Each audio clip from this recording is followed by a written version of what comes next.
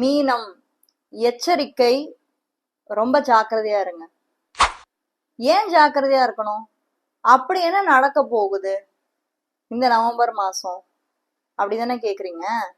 So வீடியோவை skip பண்ணாம கடைசி வரைக்கும் தொடர்ந்து நீங்க முழுமையா பார்க்கும்போது எந்தெந்த விஷயங்கள் எல்லாத்துலயுமே நீங்க ஜாக்கிரதையா இருக்கணும், எதை நீங்க தவிர்க்கணும் அப்படின்றத நான் சொல்றேன்.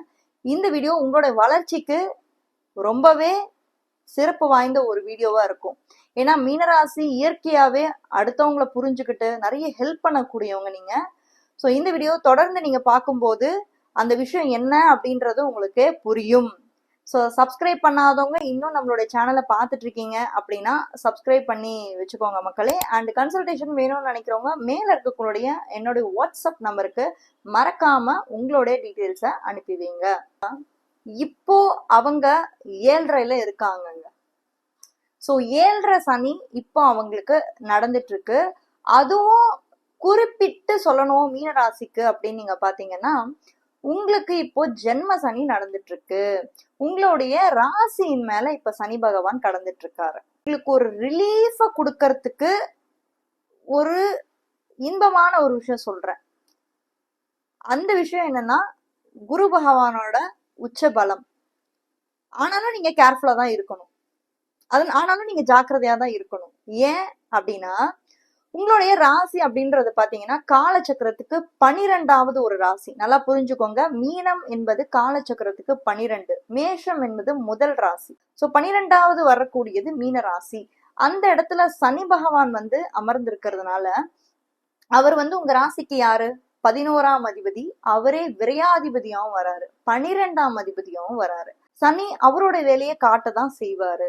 சில பல தொந்தரவுகள் உங்களுக்கு கொடுக்கறதுக்கு வாய்ப்பு இருக்கு. ராசி அப்படின்றது பாத்தீங்கன்னா நீங்க யோசிக்கிற விஷயம், நீங்க என்ன ஃபீல் பண்றீங்களோ அந்த விஷயம் ராசிங்க. நல்லா புரிஞ்சுக்கோங்க. இந்த பலன் அப்படின்றது ஒரு 30 to 40% தான் பொருந்தி வரும். இதை நான் நிறைய வீடியோஸ்ல நான் உங்களுக்கு ஷேர் பண்ணிக்கிட்டு தான் இருக்கேன். அது நீங்க எப்படி சீரியஸா எடுத்துக்கிறீங்கன்னு எனக்கு சத்தியமா தெரியல மக்களே. ஏன்னா அந்த ராசி பலன் அப்படின்றது ஒரு பொது பலன். உங்களுடைய தசாபுக்தி முதல்ல பாருங்க. அடுத்து நீங்க என்ன லக்னத்துல பிறந்த, இந்த 2 விஷயத்த வச்சுதான் நம்ம ஒரு முடிவு பண்ண முடியும். சரி, ஓகே. இப்போ உங்களுடைய ராசியில சனி பகவான் இருக்காரு இல்லையா? அப்ப சனி என்ன பண்றாருன்னா உங்களை ரொம்ப ஸ்லோ ஆக்குவாரு ஃபர்ஸ்ட். ஏன்னா அவரு மெதுவா நகரக்கூடிய ஒரு கிரகம். சனி இப்ப மீனத்துல மட்டும்தான் இருக்காரு. சோ இந்த தாக்கம் மீனராசியில பிறந்தவங்களுக்கு மட்டும்தான் இருக்கும். ஓகேவா?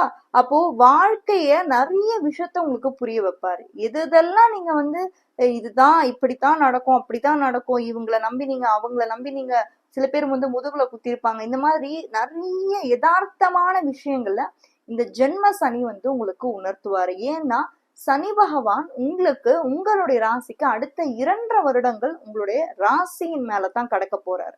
ஏன் நான் இதை இவ்வளவு ஸ்ட்ரெஸ் பண்ணி சொல்றேன், ஏன் நான் இதை இவ்வளவு அழுத்தமா சொல்றேன்னா, மத்த எந்த ராசிக்காரங்களுக்கும் இப்ப ஜென்ம சனி கிடையவே கிடையாது. ஒன் அண்ட் ஒன்லி கிங்கே நீங்க தான்.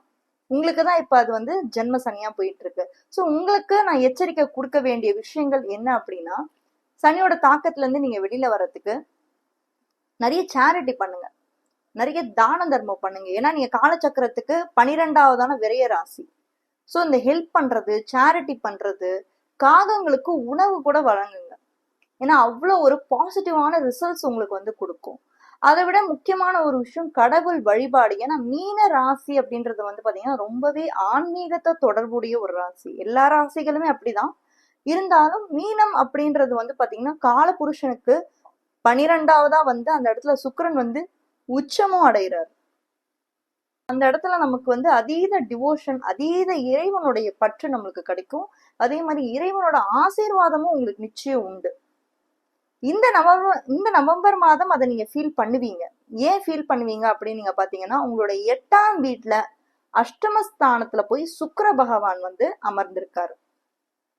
கூடவே பாத்தீங்கன்னா சூரியனும் அமர்ந்திருக்காரு. சோ இது நீச்ச பங்கம் ஆகுது. ஏன்னா சூரியன் அமர்ந்திருக்க வீட்டுல சுக்கிரன் ஆட்சி பலம் பெறாரு. சோ இது நீச பங்கம் ஆகுது. அப்ப எதிர்பாராத பல மாற்றங்கள் உங்களுக்கு ஏற்படும். Sudden transformations. ஏன்னா 8ஆம் வீடு அப்படின்றது சடன் டிரான்ஸ்ஃபர்மேஷன்ஸ், திடீர்னு எதிர்பார்க்காத விஷயங்கள். அதுலயும் நீங்க ஜாக்கிரதையா இருக்கணும். சரியா? சோ ஒரு பெரிய ரிலீஃப் நான் ஸ்டார்டிங்லயே உங்ககிட்ட சொன்னது என்னன்னா, ஒரு பெரிய மிகப்பெரிய ரிலீஃப் வந்து உங்களுடைய ராசிநாதனான குரு பகவான் 5ஆம் இடத்துல உச்ச பலம் பெற்று தன்னுடைய 9ஆம் பார்வையா சனி பகவான பாக்குறாருங்க. அதுதான் உங்களுக்கு கடவுள் கொடுத்த ஒரு பெரிய பிளெஸ்ஸிங்ஸ் தான் நான் சொல்றேன், பெரிய ஆசீர்வாதம். ஏன்னா அந்த குரு பகவான் இப்போ ஒரு 2 மாதம் மட்டும்தான் கடகராசியில இருப்பாரு. அது வந்து அதிச்சாரமா பயிற்சி அடைஞ்சிருக்காரு, ரொம்ப வேகமா, ரொம்ப ஃபாஸ்டா. அவருடைய சுபத்துவம் வாய்ந்த 9ஆம் பார்வையின் மூலியமா உங்க ராசியை பார்த்துட்டு இருக்காரு. அண்ட் தென் வக்ரமாயி திரும்பி என்ன பண்றாரு, மிதுன ராசிக்குள்ள போகிறாரு. வக்ரம்னா பின்னோக்கி நகர்றாரு. அது அவருடைய நம்மளுடைய பார்வையில இருந்து அப்படி இருக்கும். பட் டெஃபினட்டா கிரகங்கள் பின்னோக்கி நகராது. சில அந்த ரொட்டேஷன் மோஷன்னால உங்களுக்கு அப்படி தெரியும். பிளானட்ஸ் வந்து எர்த்ல இருந்து அந்த ரொட்டேஷனல் மோஷன்னால அது ரெட்ரோகிரேட் மோஷன்ல உங்களுக்கு தெரியும், பின்னோக்கி கிரகங்கள் நகர்ற மாதிரி தெரியும். பட் அவங்க வந்து ஃபார்வர்ட்ல தான் இருப்பாங்க.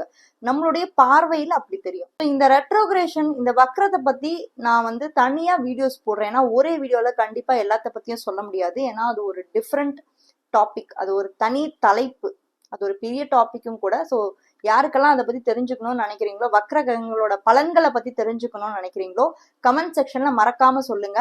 டெஃபினட்டா நான் அதுக்கான வீடியோஸ் நான் கண்டிப்பா எடுத்து போடுறேன். ஓகே, இப்போ வந்து அந்த குரு பகவான் 5ஆம் வீட்டுல உங்களுக்கு உச்ச பலம் பெறுறாரு. ஸோ 2 மாசம் இருக்கும் குருவோட பார்வை. திரும்பி அடுத்த வருடம் மார்ச் மாதத்துக்கு மேல இருந்து குருவோடைய பார்வை வந்து உங்களுக்கு 9ஆம் வீட்டுல இருக்கும். அந்த குரு வந்து ஃபுல்லாவே வந்து பாத்தீங்கன்னா அடுத்த வருஷமே உங்களுக்கு உச்சத்துலதான் இருக்க போறாரு. என்ன ஒரு விஷயத்துல நீங்க கேர்ஃபுல்லா இருக்கணும் அப்படின்னா, ஜென்ம சனியில இருக்கீங்க. நிறைய பேரை நான் பார்த்திருக்கேங்க, இந்த 7.5ல வரும்போது பெரிய உச்சத்தை தொட்டவங்களெல்லாம் நான் பார்த்திருக்கேன் லைஃப்ல. அதே மாதிரி டவுன்ஃபால் ஆனவங்க, கீழே விழுந்தவங்களே நான் பார்த்திருக்கேன்.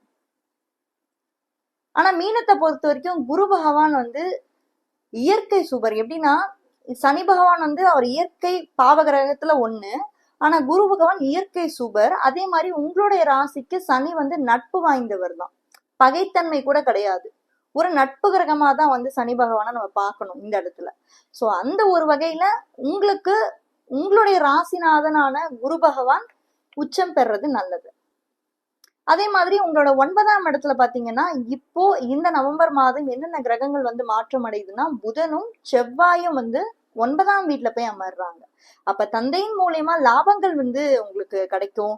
சில பேர் வந்து நிறைய வந்து புக்ஸ் படிக்க ஆரம்பிப்பீங்க. புக்ஸ் எல்லாம் படிக்காதவங்க கூட இப்ப திடீர்னு படிக்க ஆரம்பிப்பீங்க. ஏன்னா புதன் வேற அந்த இடத்துல இருக்காரு.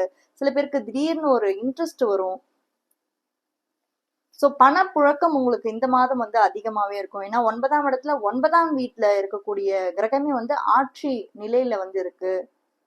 நிறைய நாலேஜை வளர்த்துக்கணும்னு நினைப்பீங்க. ஏன்னா புதன் இருக்காரு, அவரே வந்து உங்களுக்கு 4ஆம் அதிபதி, அவர் 9ஆம் இடத்துல இருக்காரு. சோ தாயோட ஆரோக்கியம் வந்து இம்ப்ரூவ் ஆகும். ஸோ ஓவராலா நம்ம பார்க்கும்போது இந்த மீனராசியை பொறுத்த வரைக்கும் 7.5 சனி அப்படின்றது வளர்ச்சியை கண்டிப்பா கொண்டு போகும். அது என்ன தசா புக்தி இப்போ உங்களுக்கு நடந்துட்டு இருக்கிறதுன்றத வச்சுதான் இருக்கு.